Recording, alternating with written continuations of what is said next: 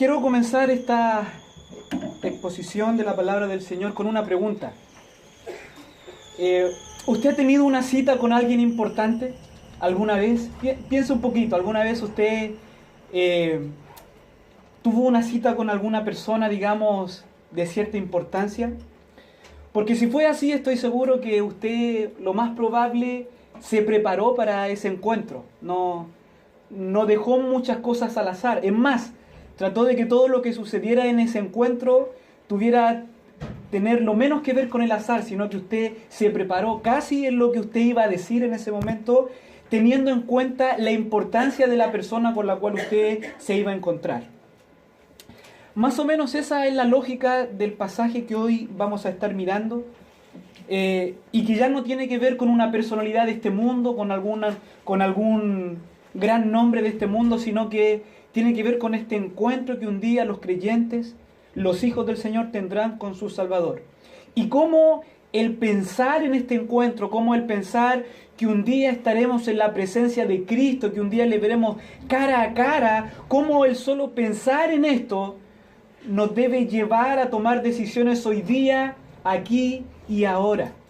Cómo esa fe que es ciertísima en las Escrituras, que es una esperanza ciertísima, nos debe llevar hoy en nuestra vida a tomar decisiones que básicamente tienen que ver con la santidad, que tienen que ver con la pureza, que tienen que ver con apartarnos del pecado, porque nos vamos a encontrar y vamos a estar en la presencia y vamos a mirar cara a cara a aquel que es total y completamente santo y completamente puro. Vamos a la palabra del Señor, Primera de Juan capítulo 3. Y entiendo que han estado ya varias semanas, meses, ¿no es cierto?, con este hermoso libro, ¿no es cierto?, con esta preciosa carta del apóstol Juan. Y vamos a estar meditando hoy día solamente en dos versículos. Solamente dos versículos los vamos a leer. Primera de Juan, capítulo 3. Vamos a leer el versículo 2 y el versículo 3. Dice así la palabra del Señor. Amados, ahora somos hijos de Dios, y aún no se ha manifestado lo que hemos de ser. Pero sabemos que cuando Él se manifieste, seremos semejantes a Él, porque le veremos tal como Él es. Y todo aquel que tiene esta esperanza en Él, se purifica a sí mismo, así como Él es puro. Permítame tener una palabra de oración. Amado Padre, Señor, nuevamente nos dirigimos a ti. Dios mío, primeramente para exaltar tu precioso nombre, para glorificarte, para decir, Señor, todo lo que hacemos es en honor a ti. Tú eres la persona más importante en este lugar, Señor, y queremos honrarte y queremos pedirte en esta hora que tu palabra, Señor, tu palabra, tu consejo, sea la que haga vida en nuestros corazones. Señor, si hay algo que nos caracteriza a todos los que estamos aquí en esta mañana, sea cual sea nuestra condición, es que todos tenemos necesidad de ti. Todos tenemos necesidad de que tú obres en nuestras vidas, cada cual viviendo circunstancias distintas, algunas mejores, otras no tanto, pero si hay algo que deseamos, si hay algo que necesitamos, es que tú obres en nuestras vidas. Señor, y tú obras a través de tu palabra. Tu Escritura dice de sí misma que tus palabras son vida, son espíritu, que obran, que hacen algo cuando nosotros ponemos oído, cuando disponemos nuestro corazón. Padre, que nadie se vaya de este lugar como ha llegado, sino que todos nos vamos, no solo habiendo escuchado, sino que teniendo en cuenta, considerando tomar decisiones, hacer cambios en nuestras vidas, que nos acerquen a ti, que nos acerquen a la santidad. Humíllanos si es necesario, toca nuestro corazón si es necesario, que podamos ver, Señor, en qué estamos fallando. Y por favor, guíanos a ti, porque siempre, siempre en ti hay esperanza. Gracias, Señor, ponemos este tiempo en tus manos. Utilízame, Señor, para la gloria de tu precioso nombre. En Cristo Jesús. Amén. Bien. Bueno, solo a manera de recordar, ¿no es cierto?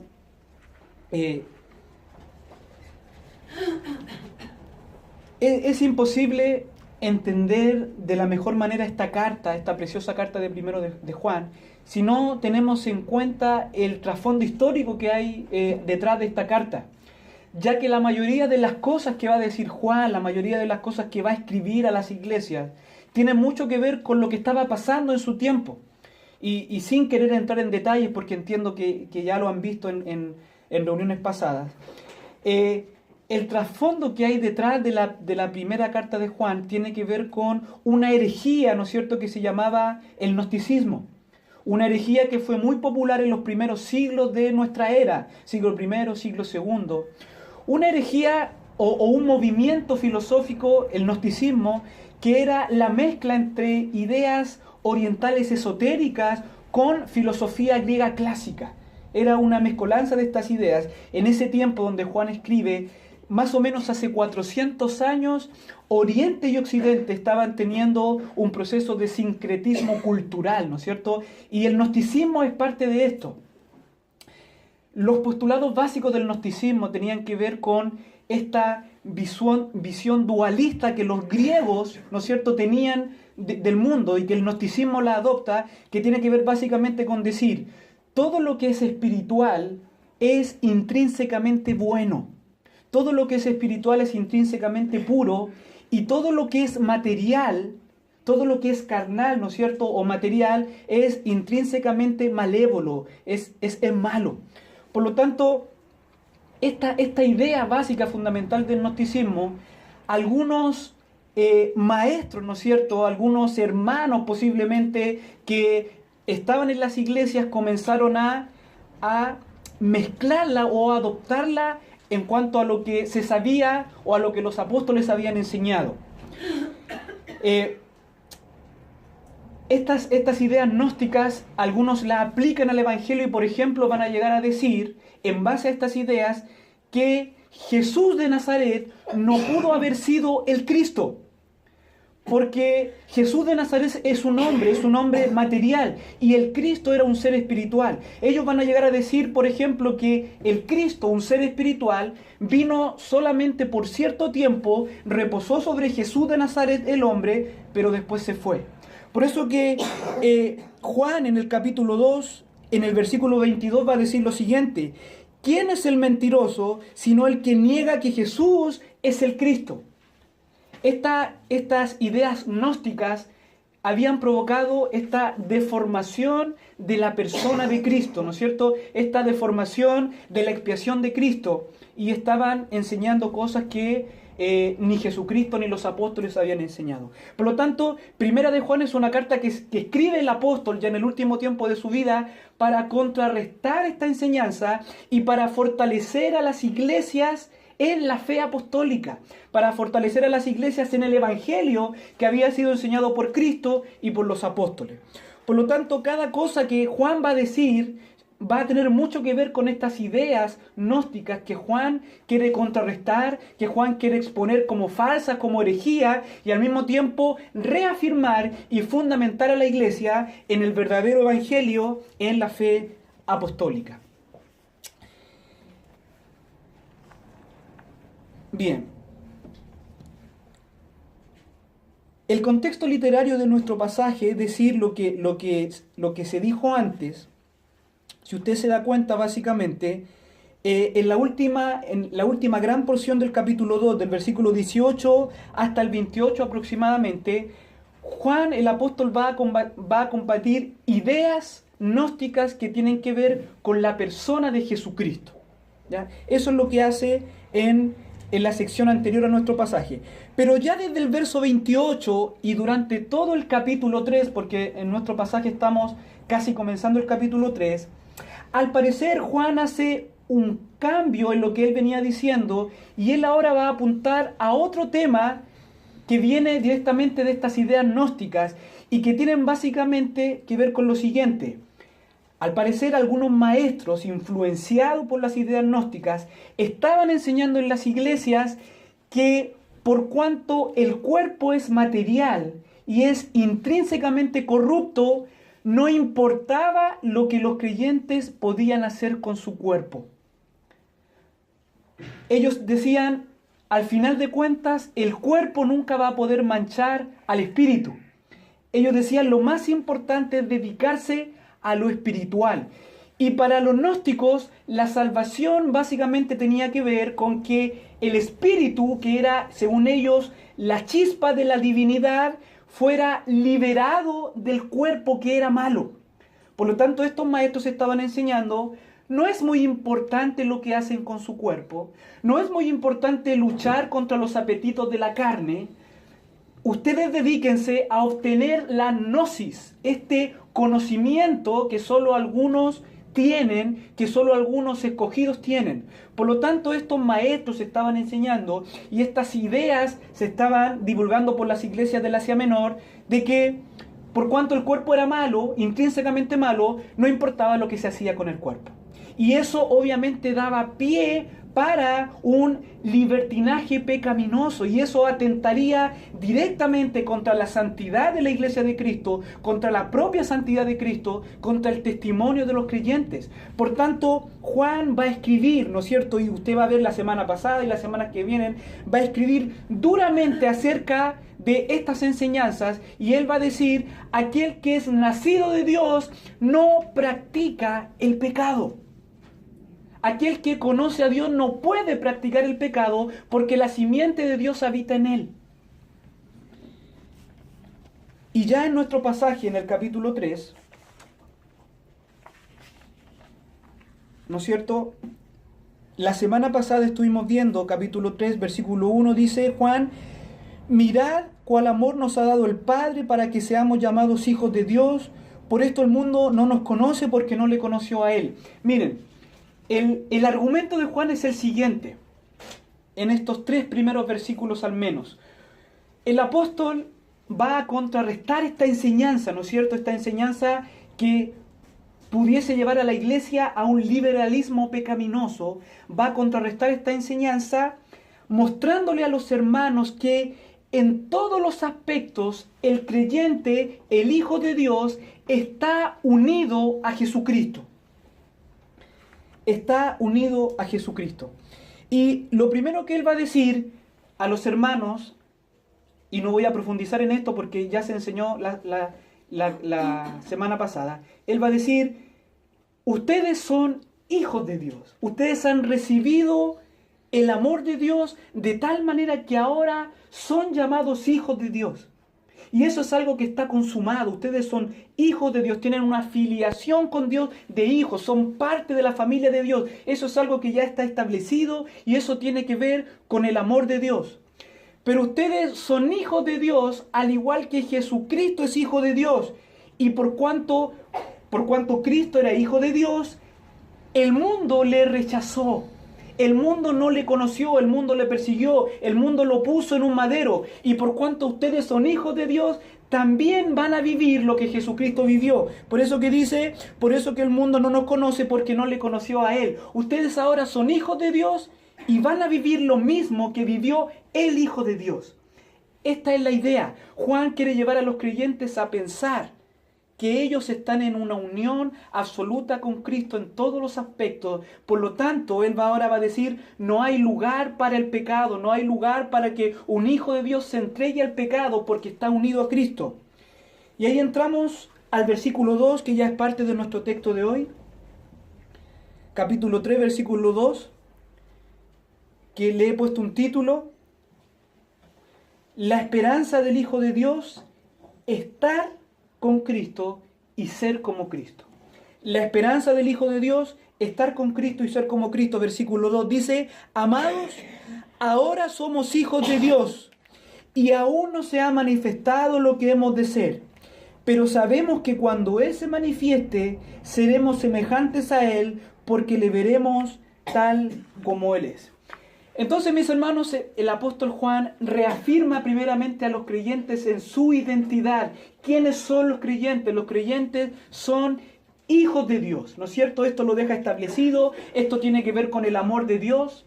Pero en el versículo 2 él va a decir lo siguiente, ahora somos hijos de Dios. Eso es algo que está fuera de toda duda.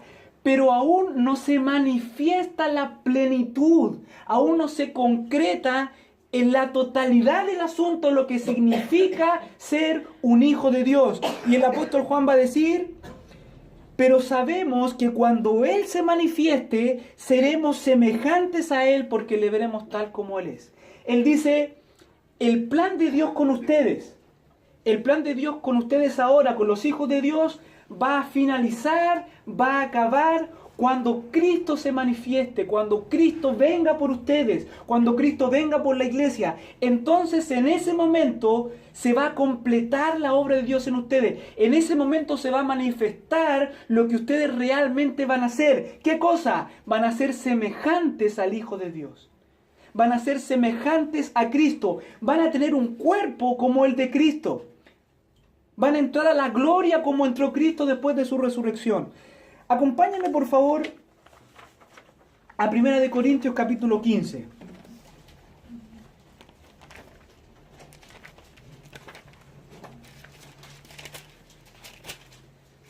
Primera de Corintios capítulo 15, versículos 51 y verso 52. Primera de Corintios capítulo 15, versos 51 y 52. Dice así, escribiendo el apóstol Pablo, he aquí os digo un misterio, no todos dormiremos, pero todos seremos transformados. En un momento, en un abrir y cerrar de ojos, a la final trompeta, porque se tocará la trompeta y los muertos serán resucitados incorruptibles y nosotros seremos transformados. Hasta ahí. Entonces, aquí está la misma idea, ¿no es cierto?, del apóstol Pablo escribiéndole a los corintios. No ignoren este misterio, porque aún no se ha manifestado lo que ustedes realmente van a llegar a ser. Hoy día aún habitamos en este cuerpo, aún los vestigios del pecado están en nosotros mientras habitemos en este cuerpo de carne y sangre. Aún luchamos contra el pecado, aún el creyente lucha, aún el creyente se duele por el pecado, aún la presencia del pecado está en nosotros. Si bien es cierto, como hijos de Dios, no somos esclavos del pecado, no somos dominados por el pecado no es nuestro Señor, pero la presencia del pecado aún está en nosotros y aún luchamos con el pecado. Pero el apóstol Pablo dice a los corintios, pero cuando Cristo venga, cuando suene la final trompeta, en un abrir y cerrar de ojos, este cuerpo de muerte, este cuerpo que va a morir, este cuerpo que aún tiene la naturaleza pecaminosa, este cuerpo en un abrir y cerrar de ojos va a ser transformado a la semejanza del Hijo de Dios, a un cuerpo incorruptible de gloria. Eso es lo que les espera a los hijos de Dios. Esa es la esperanza de los hijos de Dios. En un abrir y cerrar de ojos serán transformados y serán semejantes al Hijo de Dios. Ahora somos hijos de Dios. Sí, eso es algo que está consumado. El apóstol Pablo escribió, nada ni nadie nos podrá separar del amor de Cristo. Eso es un hecho consumado desde el punto de vista divino. Aunque ahora en nuestro cuerpo, aunque ahora en nuestra vivencia, en nuestra experiencia, eso no se manifiesta totalmente porque aún luchamos con el pecado y aún sufrimos por el pecado y aún pecamos, porque el mismo apóstol Juan anteriormente ha dicho, el que dice que no tiene pecado es mentiroso. Pero el apóstol va a decir, pero tengan esperanza porque viene un día en donde ustedes ya no tendrán ninguna relación con el pecado. Serán semejantes al Hijo de Dios. Serán transformados en un cuerpo incorruptible de gloria. Vaya por favor a Filipenses capítulo 3.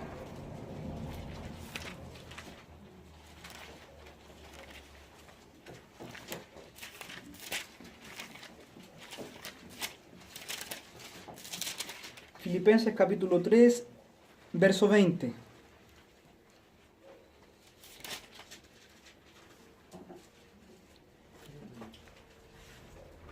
Dice así la palabra del Señor. Mas nuestra ciudadanía está en los cielos, de donde también esperamos al Salvador, al Señor Jesucristo, el cual transformará el cuerpo de la humillación nuestra para que sea semejante al cuerpo de la gloria suya, por el poder con el cual puede también sujetar a sí mismo todas las cosas. ¿Qué le parece, mi hermano? ¿Mi hermana? ¡Qué maravilloso! El cual transformará el cuerpo de la humillación nuestra. Mire, si usted hoy día está sentado acá y usted es un hijo del Señor, yo estoy seguro que usted lucha con el pecado.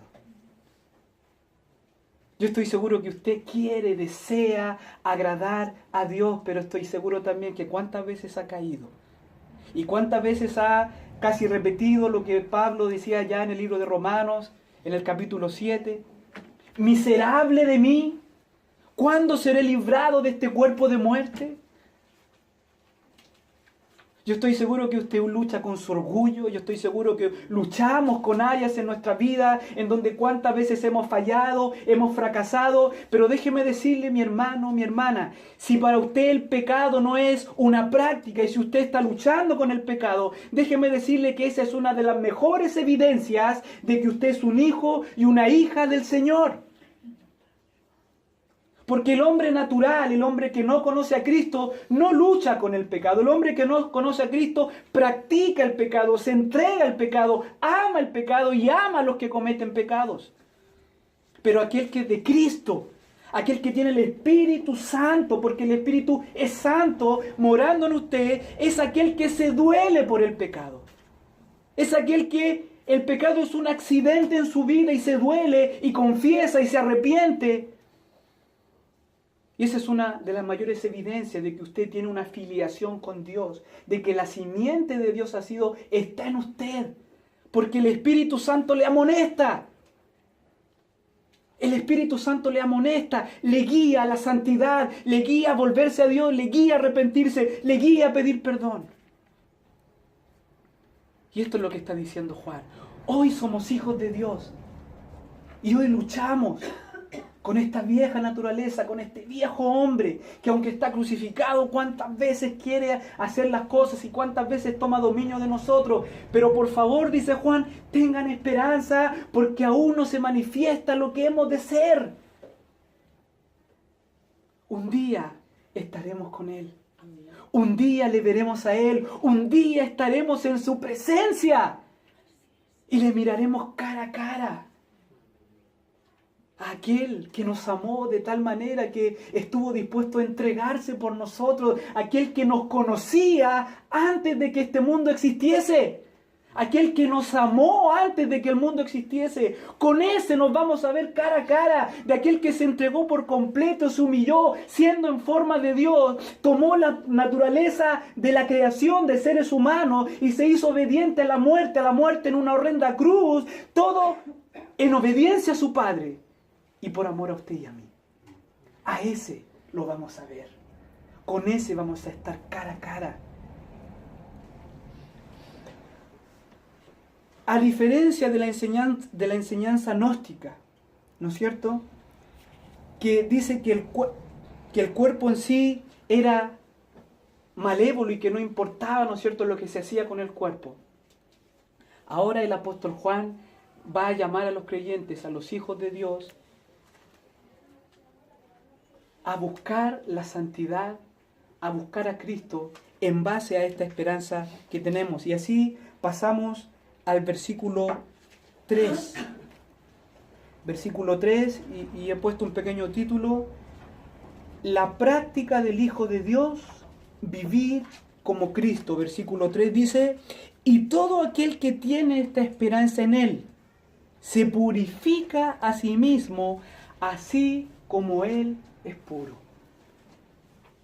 El apóstol Juan está diciendo: todo aquel que tiene esta esperanza de un día tener una cita con el Salvador, de un día tener una cita con Jesucristo, ese que tiene esa esperanza, aquel que considera la eternidad, aquel que entiende, que sabe que vamos de paso por este mundo, que nuestra ciudadanía no está en este lugar.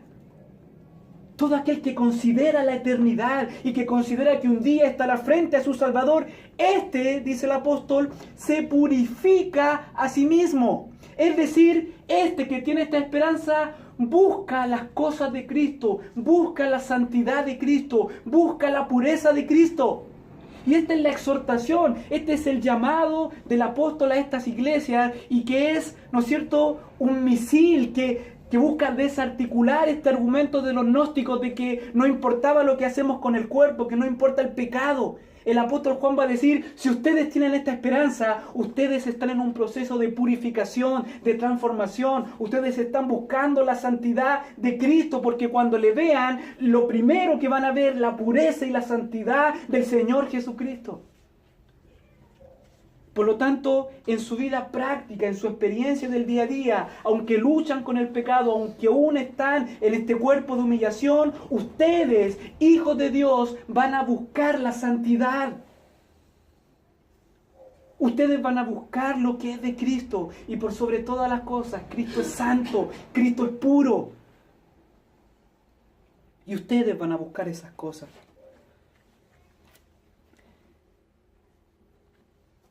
Si estamos unidos con Cristo en nuestra identidad, en nuestro presente y en nuestro futuro, debemos vivir como Él, debemos prepararnos para su encuentro. A diferencia, ¿no es cierto?, de esta enseñanza, de esta herejía que se estaba introduciendo en las iglesias del Asia Menor, en ese momento, Juan enseña a la iglesia que nuestro cuerpo será transformado en un cuerpo incorruptible de gloria, pero mientras el creyente está en el cuerpo, mientras el creyente está viviendo en esta tierra, se purifica a sí mismo, se aparta del pecado, no practica el pecado.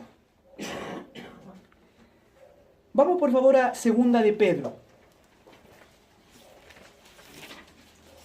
2 de Pedro capítulo 3.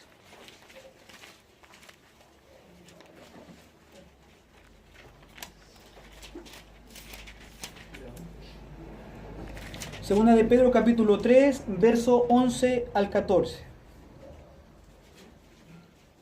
Segunda de Pedro capítulo 3, verso 11 al 14. Dice así: puesto que todas estas cosas han de ser deshechas, ¿cómo no debéis vosotros andar en santa y piadosa manera de vivir, esperando y apresurando para la venida del día de Dios, en el cual los cielos encendiéndose serán deshechos y los elementos siendo quemados se fundirán? Pero nosotros esperamos, según sus promesas, cielos nuevos y tierra nueva, en los cuales mora la justicia. El argumento del apóstol es muy parecido al de Pablo, muy parecido al de Juan. El apóstol dice, si ustedes saben que todo lo que ustedes pueden ver, un día será deshecho, un día será consumido, si nada de lo que ustedes pueden ver en este mundo es eterno, si nada va a permanecer, un día este mundo como lo conocemos se va a terminar y solo van a permanecer las cosas que son eternas. ¿Cuánto más, sabiendo esto, sabiendo que vais de paso por este mundo, que no eres de este lugar, sabiendo que te diriges a tu morada eterna, cuánto más, dice Pedro, ¿cómo no debéis vosotros andar en santa y piadosa manera de vivir?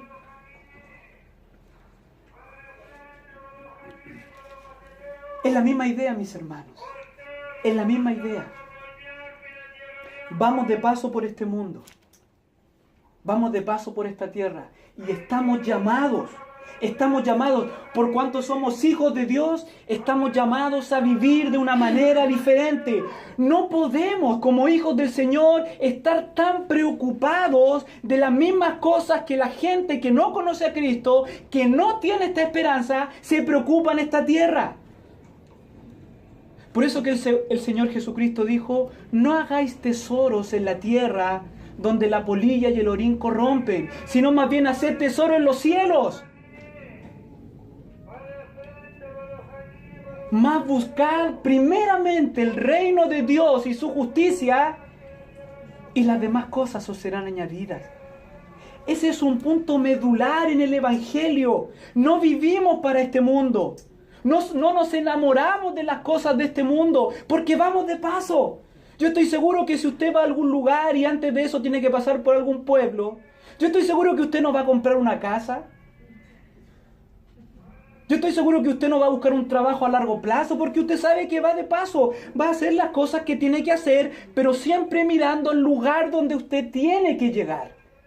Hermanos, esta vida, estos pocos años que el Señor nos permite vivir en esta tierra, vamos de paso. Vamos de paso. Nos espera nuestro hogar celestial. Pero ¿sabe cuál es el problema nuestro? ¿Sabe cuál es el problema de usted y mío? Es que cavamos y cavamos y cavamos en esta tierra y hacemos tesoros en esta tierra de tal manera que nos vamos olvidando quién realmente somos y hacia dónde verdaderamente vamos. Hermanos, y esto nos debe llevar a pensar, y esto nos debe llevar a reflexionar. ¿Quiénes somos? El apóstol dice que somos hijos de Dios, y por cuanto somos hijos de Dios, estamos llamados a vivir de una manera distinta. Estamos llamados a tener otros deseos, otras pretensiones. Usted no puede estar deseando lo mismo que desea su vecino que no conoce a Cristo. Usted está llamado a desear la obra de Dios en este mundo. Usted está llamado a vivir para que el reino de Cristo se propague, para que muchos de sus hermanos vengan al conocimiento de la verdad. Nos tenemos que diferenciar porque tenemos otros horizontes. Vamos a hacer lo que hay que hacer. No estoy diciendo con esto que usted tenga que renunciar a su trabajo, por ejemplo. Vamos a hacer lo que tenemos que hacer para vivir en este mundo, pero siempre teniendo en cuenta que este no es nuestro hogar. Y tenemos que estar tomando decisiones y haciendo cosas de tal manera que más que juntar tesoros en este mundo, estemos reuniendo tesoros en el cielo. Y escuche esto, y nos estemos preparando para el encuentro con nuestro Salvador. ¿Sabe lo que dijo Juan un poco antes de este pasaje? Hijitos, no sea que algunos de ustedes en la venida de Cristo tengan que huir de Él avergonzados. Hermanos, ¿con qué se va a presentar delante de Cristo? ¿Con qué se va a presentar en ese tribunal? Con lo único que nos podemos presentar es con las obras que Él nos ha dado. Es con hacer en este mundo lo que Él nos ha encomendado. Para terminar, mis hermanos, quisiera leer para ustedes una reflexión final acerca de este pasaje.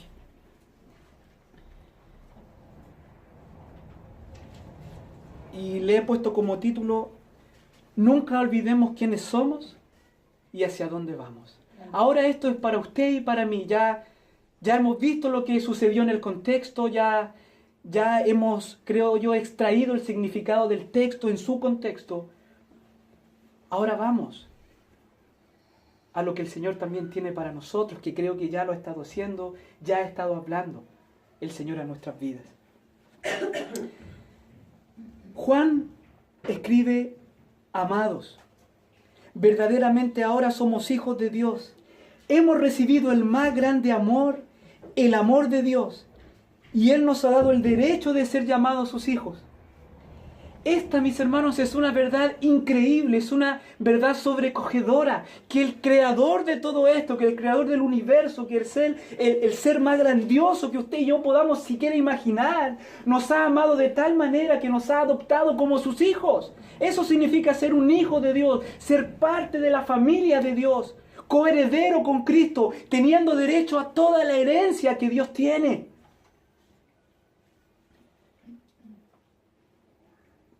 Pero sin embargo, aunque somos hijos de Dios, aún estamos en un proceso de transformación. Aún no se manifiesta lo que seremos. Seremos los hijos de Dios en todo su esplendor, en toda su gloria, cuando nuestro Señor Jesucristo se manifieste.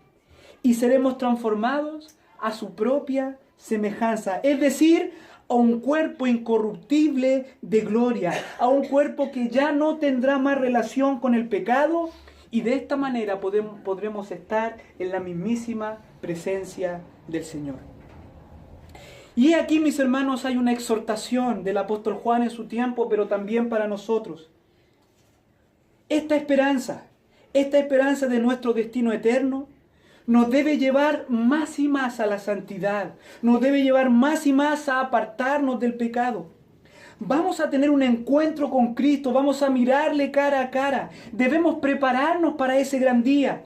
El que tiene esa esperanza se santifica, se purifica a sí mismo, se aparta del mal, procura vivir en santidad, procura vivir como es digno de Cristo, como es digno del Evangelio. Hermanos míos, la mayoría de nosotros estamos viviendo como si nos fuésemos a llevar algo de este mundo a la eternidad. La mayoría de nosotros no tiene temor de ese gran día, de ese gran encuentro. No tiene temor de ese día que cuando veamos a nuestro Señor cara a cara. La mayoría de nosotros no está pensando en nuestro destino, que nuestro destino tiene que ver con una pureza y santidad semejantes a las de Cristo. Algunos estamos tan entretenidos con las cosas de este mundo que el cielo y su pureza y su santidad no es algo que nos llame mucho la atención.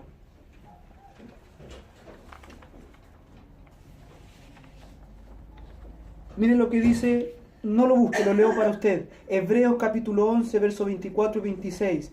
Por la fe Moisés, hecho ya grande, rehusó llamarse hijo de la hija de Faraón, escogiendo antes ser maltratado con el pueblo de Dios que gozar de los deleites temporales del pecado, teniendo por mayores riquezas el vituperio de Cristo que los tesoros de los egipcios, porque tenía puesta su mirada en el galardón. Hebreos capítulo 12, verso 1.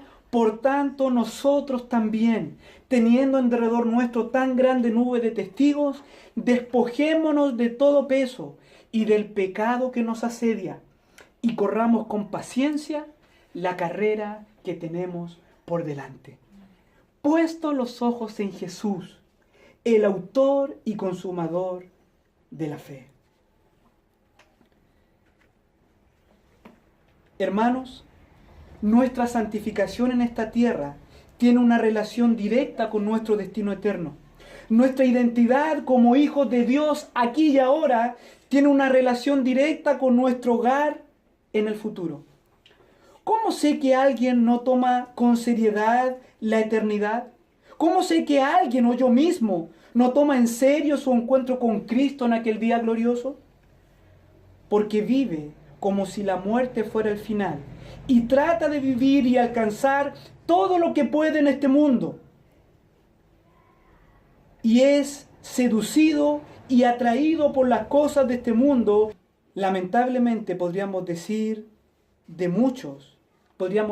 eso de muchos de quienes nos llamamos cristianos o hijos de Dios. Hermanos amados, pero no debe ser así entre nosotros.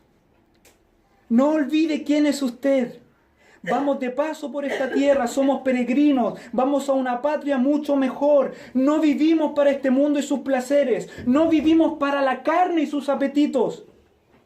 Caminamos al encuentro con nuestro Señor, nos dirigimos a nuestro verdadero hogar, a nuestra patria celestial, en donde un día seremos semejantes a nuestro Señor. Y ya no tendremos ninguna relación con el pecado. El llamado esta mañana es para usted y para mí es el siguiente. Si usted es hijo e hija de Dios, viva como tal. Usted está unido a Cristo, viva como Cristo vivió. Usted se dirige a un encuentro con Jesucristo. Prepárese, santifíquese, apártese del pecado, mire a su Salvador, santifíquese en esta esperanza que es ciertísima, que no nos avergüenza, viva para la eternidad. No sea, mis hermanos, que como dice el apóstol, cuando Él se manifieste tengamos que huir de Él avergonzados. Recuerde esto, por favor. nunca olvide quién es usted en Cristo y hacia dónde se dirige. Oremos, mis hermanos.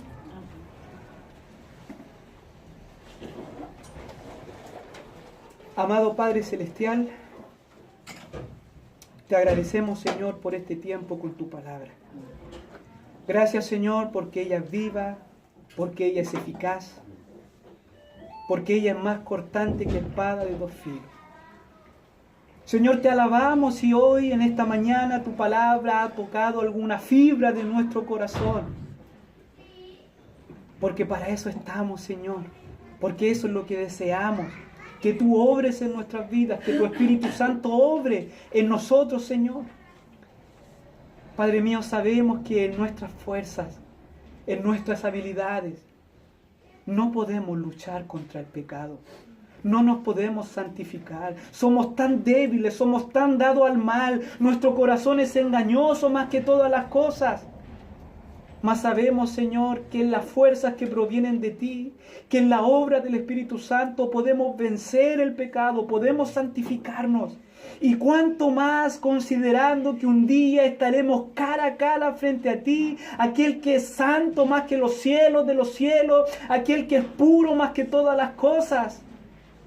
Señor, que esta esperanza de que un día nos encontraremos contigo, Dios mío, cambie absolutamente nuestra perspectiva de todas las cosas, remueva la manera en la cual estamos viviendo, Señor.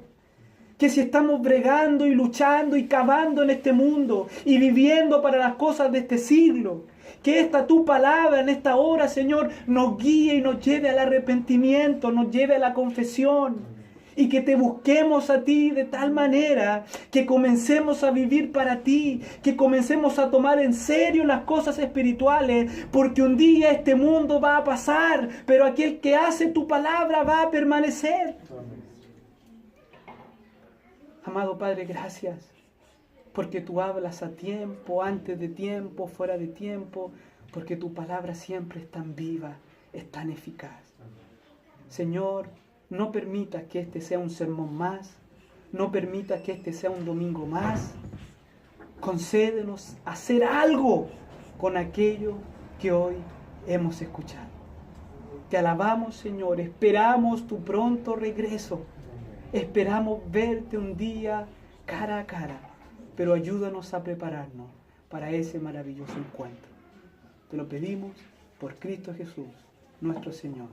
Amén.